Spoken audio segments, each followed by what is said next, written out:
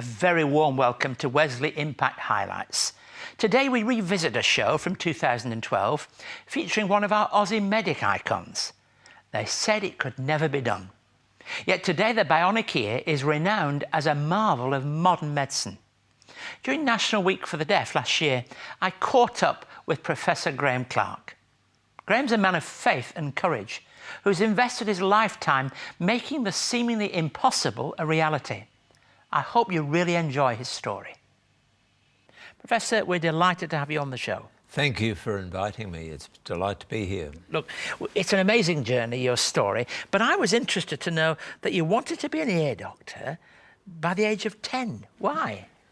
Well, Dad was deaf and he was in a chemist shop, and I was embarrassed at that stage when people would come into his chemist shop and ask for commercial and confidential items, and I thought I would help him and others like him.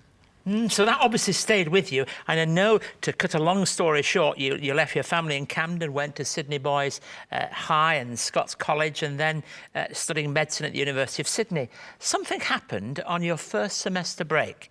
Tell us a bit more about that. Well, firstly, when I was at Scots College, we had one master who emphasised that God was real, and we should join a student Christian movement at Scots College, at Sydney University. And so I did, and after my first semester, I went to a camp, and on the camp we were asked to invite Jesus Christ into our lives. And I thought, oh, there can't be any harm in doing that. So I did, but I had this extraordinary experience of reality and experiencing what I now look back and believe was the presence of Christ. And that obviously has been so important to you.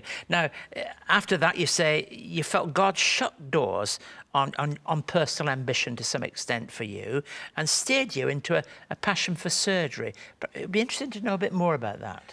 Well, firstly, I always wanted to help deaf people, and I didn't quite know how. And I did well in my studies and wanted then to be a thinking doctor, which was in those days a physician, not a surgeon. But I just found that all the jobs were taken, and I finished up being a general surgeon. And then the lowest of the order at that stage was ENT surgeons, but I had no option. But I'm glad I did. Look, you married, you honeymooned on the Ariana's maiden voyage to the UK, went to study in Edinburgh College, University College of Surgeons. Your wife is to have a child, heads back to Australia, and you plan to join her after graduation, but you got stuck in Egypt. What happened there? That was a terrible experience. I came back a self-confident surgeon, and on board the ship I thought I might have acute appendicitis, and I might have to take my own appendix out. For the first time in my life, I realised I couldn't rely on my own surgical skills, especially taking my own appendix out, and I had to trust in God. And I prayed. I was shipped off the boat to Port Said, put in an Egyptian hospital there, and the surgeon said he'd let me stay there, take my appendix out, and I'd stay for the next 2 months till the ship came by. I thought, no, I don't want that. I prayed. The nuns, I asked if they'd take me down to the chapel. We prayed, and miraculously, looking back, things opened up and I was able to get back to London and then back to Australia to my wife. It's often said a great experience for a doctor is to be in hospital themselves, isn't it, really, to be in need of help. Look, we're going to come back and hear a lot more, especially that rollercoaster ride of research and development of the Cochlear implant, which you celebrate 30 years this year. I'd like you now to sit back and enjoy our performer for the show. Shanti Batske has chosen a song that fits with Professor Clark's journey. He left a well-paid specialist ENT practice to work on research to realise his dream. Here's Shanti singing I Surrender All.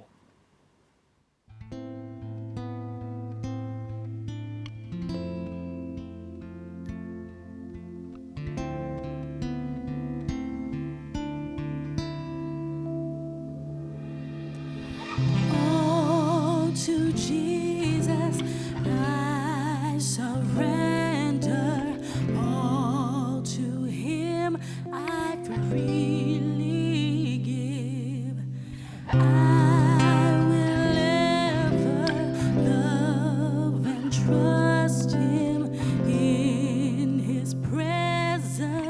daily live.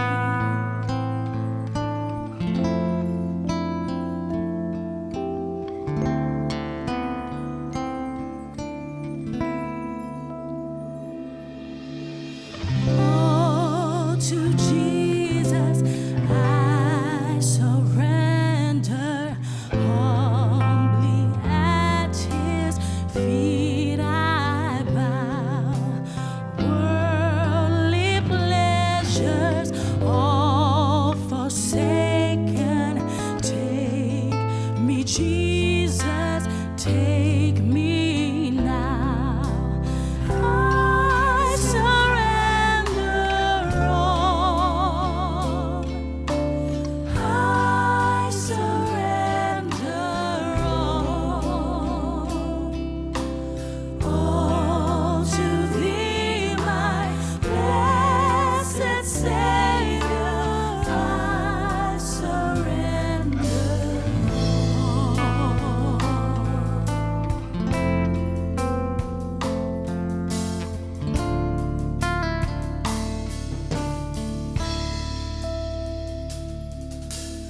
all to Jesus I surrender, all to Him I freely give.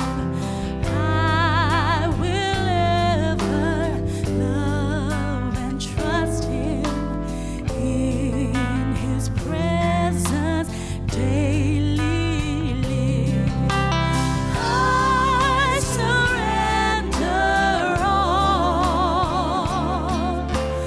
I surrender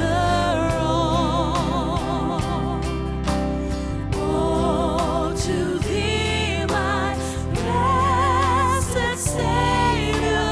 I surrender all. I surrender all. I surrender all to Thee, my blessed Savior. I surrender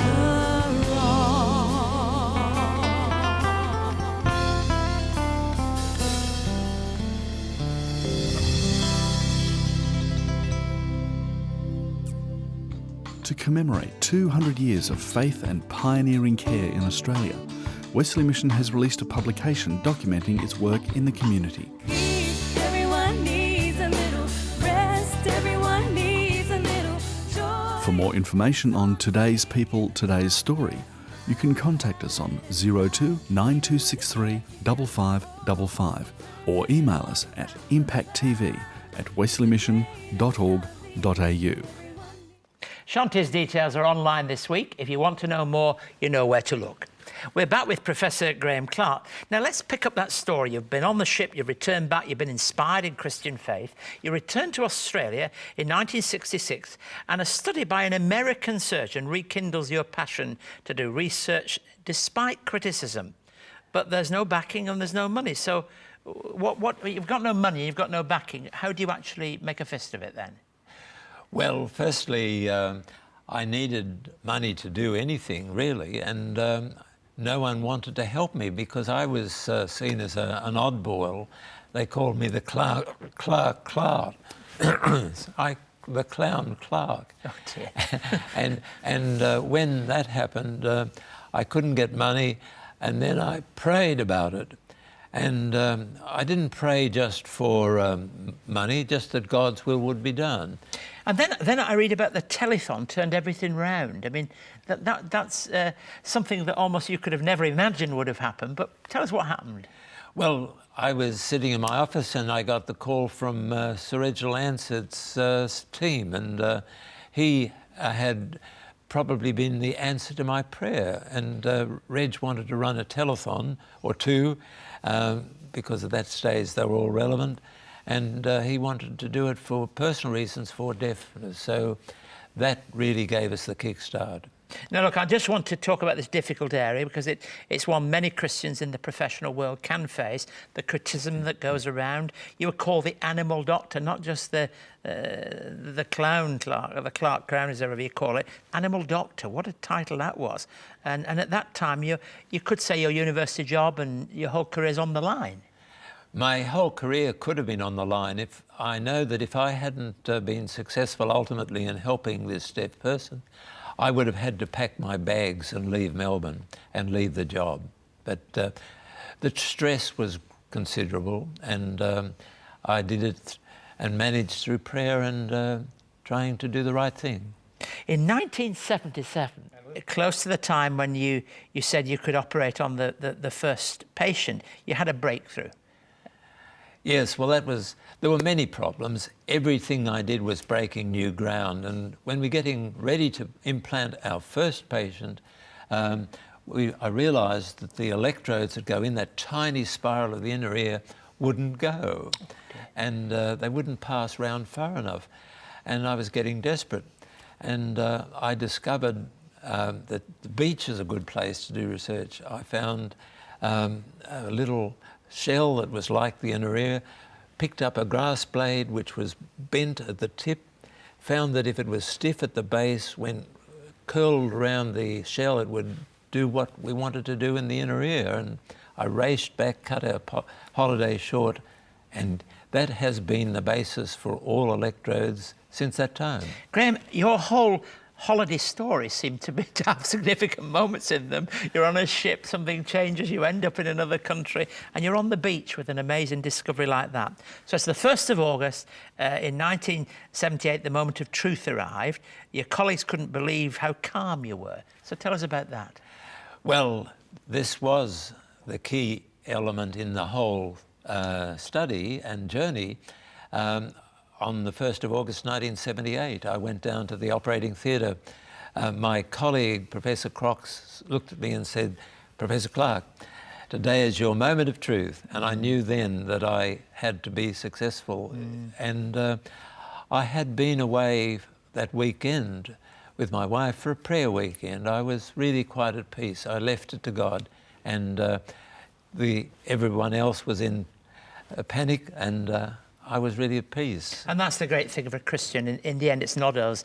It's all of God through us, isn't it? Which is very different. That's right. You can hand over these problems.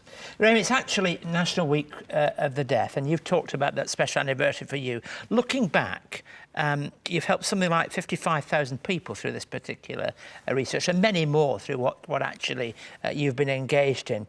Can you believe how far it's all come?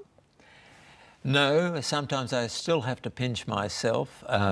Actually, there are 200,000 people now, which wouldn't have been even dreamed possible. When I started, I used to go to the press and say there might be a few thousand people in Australia, and I was severely criticised. But now it's just so wonderful seeing these people, children and adults, who have been restored to give them their life back. And really, just in a sentence or two, what for you is the greatest joy that you've had in this kind of surgery? The greatest joy, without any doubt, is seeing the young children being normally hearing and being able to communicate with their family and friends, and the joy it brings to the family, to them, and the opportunities makes me still want to cry.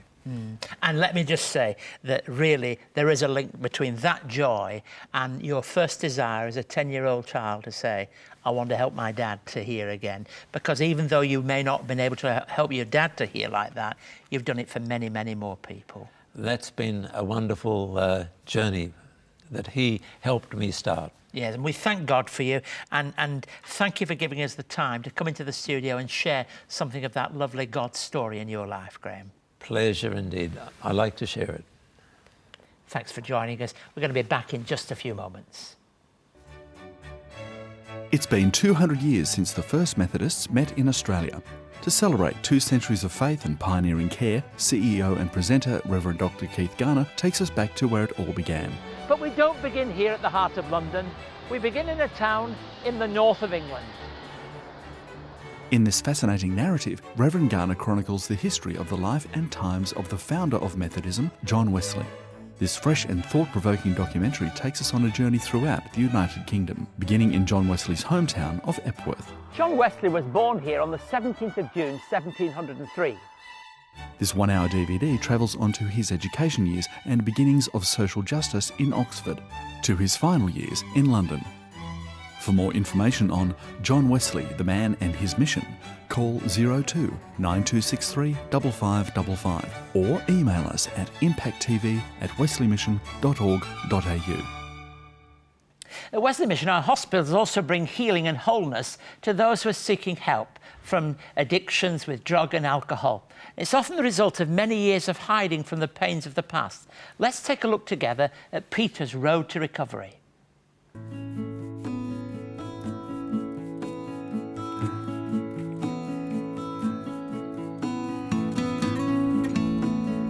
I was 43 when I decided that I wanted help, but it wasn't until got into the program here at Wesley, and it really took off. It really became a problem when I was about 23. Once I made the decision, I would drink from morning till night. If possible, I would take holidays to do that.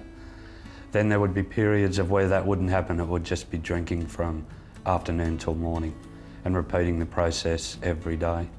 I couldn't go to work. I would keep a bottle of booze beside my bed like a bottle of water. I would just wake up, take a drink, have a smoke, pass out.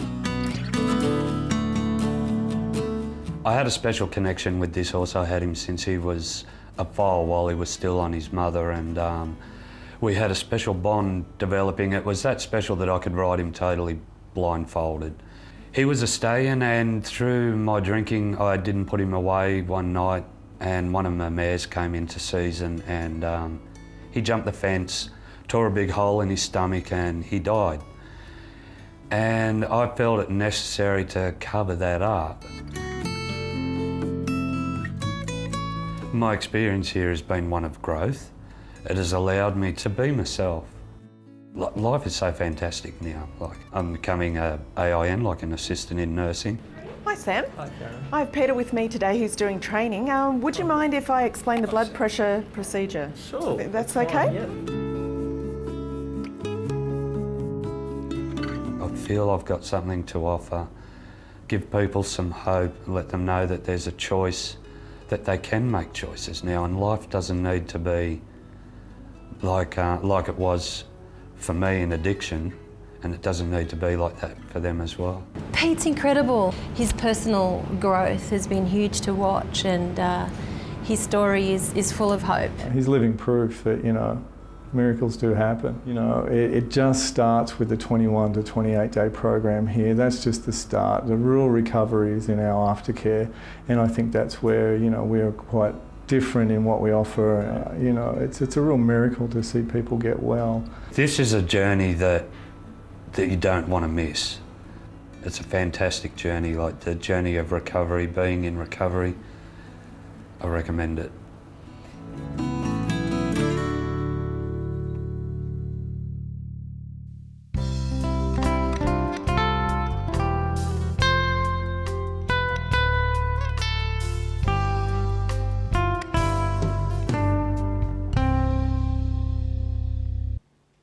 My thought for today concentrates on the healing ministry of Jesus, and we can see how easily it fits after listening to Graham Clark's amazing story. We read in Luke's Gospel and remember that the Dr. Luke has a great interest in this theme of Jesus healing a man with leprosy. After he'd done that, we read these words, and I'm actually going to read the healing of the man with leprosy in its total right from verse 12 in chapter 5 of Luke. While Jesus was in one of the towns, a man came along who was covered with leprosy. When he saw Jesus, he fell on his face to the ground and begged him, "Lord, if you are willing, you can make me clean." Jesus reached out his hand and touched the man. "I am willing," he said, "be clean." And immediately the leprosy left him. Then Jesus ordered him, "Don't tell anyone, but go show yourself to the priest and offer the sacrifices that Moses commanded for your healing, as a testimony to them." Yet the news about him spread all the more, so the crowds of people came to hear him to be healed of their sicknesses. But Jesus often withdrew to lonely places and prayed. The reason I've looked at these verses today is that Jesus does not bypass the regulations of the day. He works alongside and with the ways that God has revealed himself. This is also true in the world of medicine. God's healing is invariably through doctors and the skills of men and women used by him. We would need to say that there are examples of how he works beyond the parameters, but the desire of Jesus to bring wholeness into people's lives is usually done through normal patterns. Let me just make 2 or 3 observations. Jesus stretches out his hands and brought healing to the leper. Such healing was not only powerful, but also long-lasting and required affirmation. Jesus slipped away from the crowds to be alone and to pray after such a moment. G.B. Caird writes this: Jesus had no compunction about disregarding regulations which interfered with his carrying out of God's commission, but he did not encourage laxity in religious observance. It was only a priest who could officially declare a leper clean, and this would be the mark of acceptance back into the community. Thankfully, doctors in the community and the world around us work in a relationship with the Spirit of God in bringing healing into people's lives. We've listened to an amazing story of somebody, yes, admittedly criticised because of their professional skills and because of what they were doing and how it seemed far beyond people's thought at the time for a Christian man.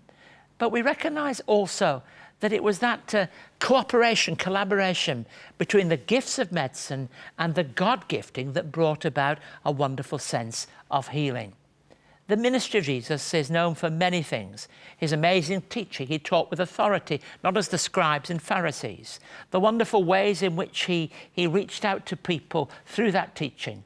But his healing ministry brought wholeness into people's lives. And as we celebrate that special time of the year when we think of those who are struggling with deafness and those who can celebrate healing through deafness, we recognize the healing power of Jesus Christ, and we thank God for it.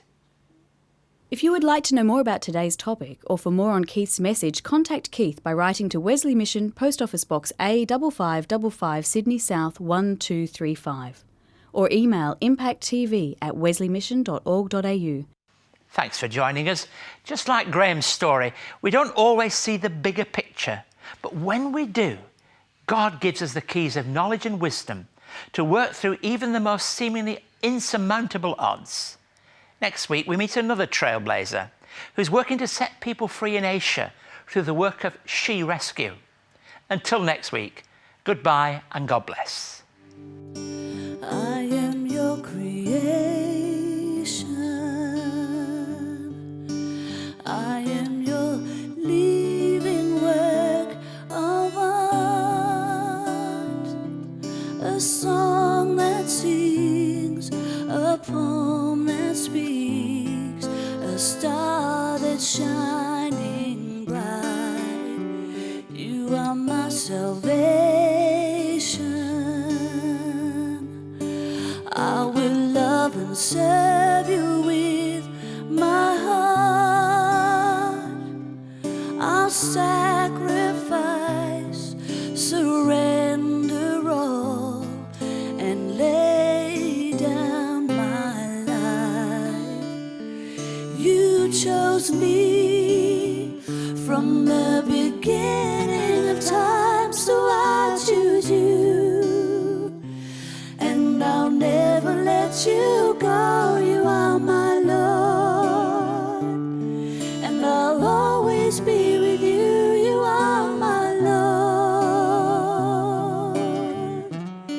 You're my best friend.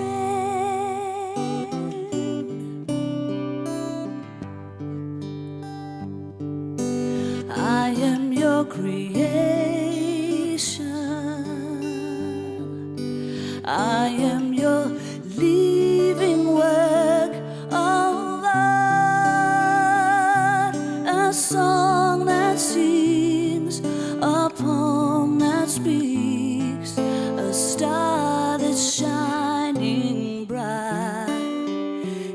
are my salvation.